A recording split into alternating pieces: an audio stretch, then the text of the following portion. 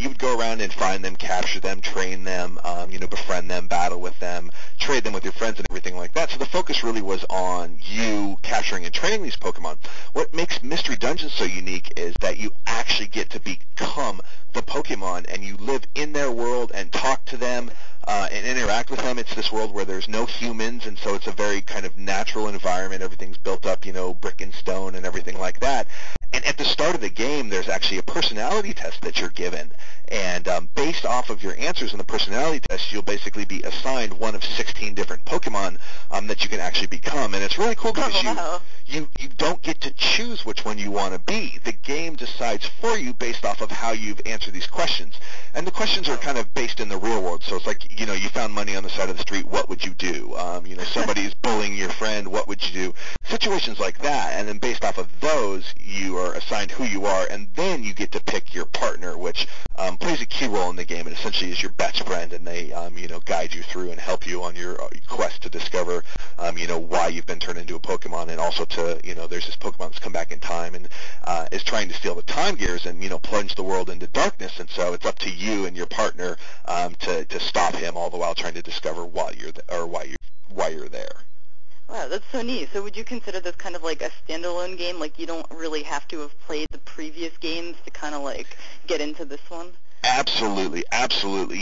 I think that's one thing with Pokemon is because it's been around so long. I think some people who haven't been into the series might have that perception that, I haven't played this one, I can't play this one. But in all honesty, any of the games, any Pokemon game you can hop right into and not have to have known the past. But this one especially is great for not just Pokemon fans, but people who haven't played Pokemon before, because there's nothing that you have to know going into it. Everything's explained to you. The first couple dungeons that you're going to go through do a very good job of kind of giving you a tutorial on how everything works. And being that you're really in this Pokemon world with no humans, you don't have to worry about, the trading or battling aspect that other fans have been doing for the past 9 years.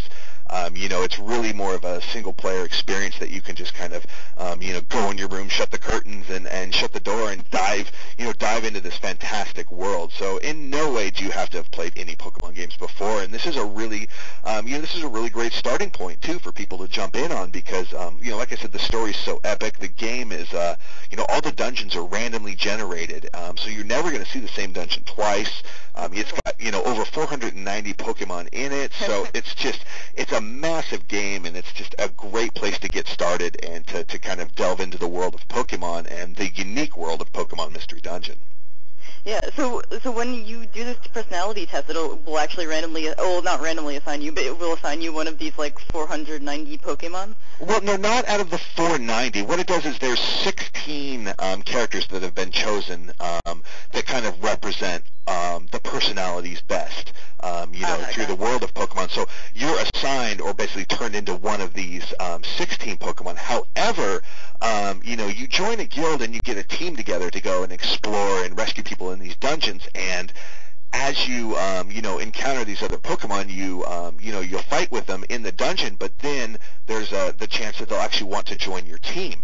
And so all 490 plus Pokemon can end up joining your team. So you have this entire stable of characters that you can choose to use at any time in the game. And some of the dungeons are, element based. So there'll be, a sandy dungeon or one that's fire or things like that. So you want to bring in Pokemon into the dungeon that, are good in that environment. Like you don't want to bring a fire Pokemon into a water dungeon, obviously. Right. That would just be a bad situation. So, that allows you, and then each of these Pokemon can go up to level 100, so just the replay value is just really infinite.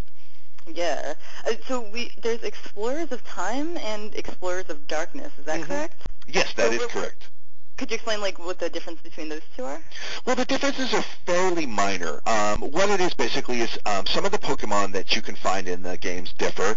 Also, some of the missions that you can get are different, as well as items that are in the games. And then also, like in one version of the game, there'll be certain items that are extremely rare and exclusive, while in the other version, they're not as rare and exclusive. So really, the player can choose to purchase the one that they like the most. Maybe even just based off of the color art on the front. Do you like something with red or blue more? Do you like the characters that are on the time version or the darkness version? So, it's really kind of up to the player if they want to buy, just one of them or even both, because there is that interaction between the two with, different characters that you can recruit to your team and everything like that.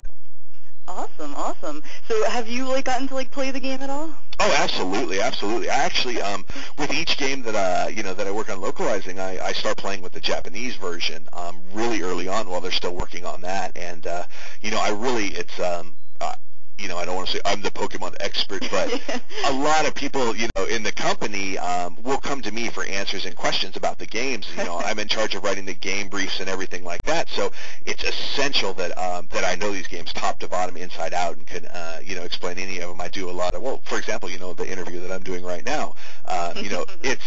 It's very important that I know these games and can explain them. And the great thing is, I'm a gamer too, and I actually was playing Pokemon before I even started at Nintendo. I was, I was in line on launch day for Red and Blue, the very first ones that ever came out. So it's really of, amazing to me that now, I work only on Pokemon. I play all the games all the way through numerous times usually.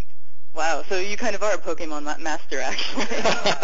Well, I have a lot of people that help out, and it's a great team, but that is solely what I do. I only work on Pokemon, so that allows me really to focus on that and to really, be able to represent that brand and the games as best as possible.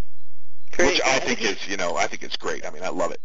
And it makes me super popular with the kids too. I was gonna say your job is probably envied by just everyone, everybody across the country. It's great. As soon as the kids in my neighborhood found out what I did, I just couldn't get them to leave me alone. It was great. So, but I love it. I remember growing up and playing the Nintendo, and the joy that I got from that, and it's just amazing to me that I get to come in to work every day and give that experience to other kids, allow them to feel that same joy that I had growing up and being able to, immerse themselves in these fantastic Pokemon worlds. So, I'm really blessed when it comes down to being able to do that every day.